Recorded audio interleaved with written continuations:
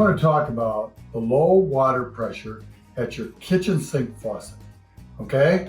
This is the thing. Usually a lot of people have gone to these pull-out sprays. Okay? They don't realize that everything has to be 1.2 gallon flow. I think that's what they're at nowadays. Okay? So that really is kind of low.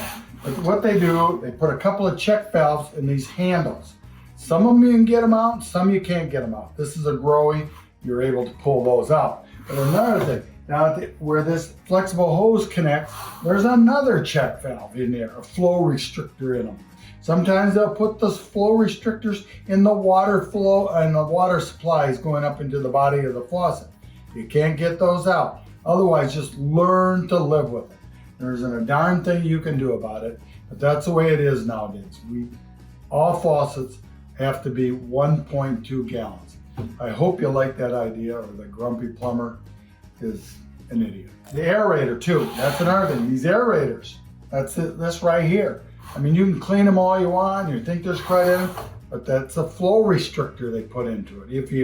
If you bought a faucet that doesn't have all these other ones I'm talking about, it's a regular faucet, they have the flow restrictor in the aerator.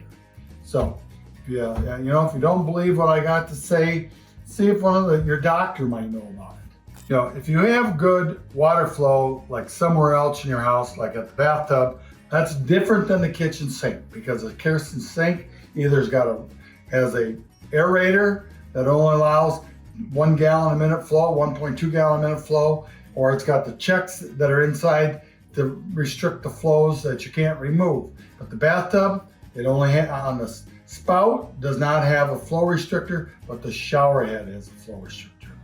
Thank you. I'm the Grumpy Plumber.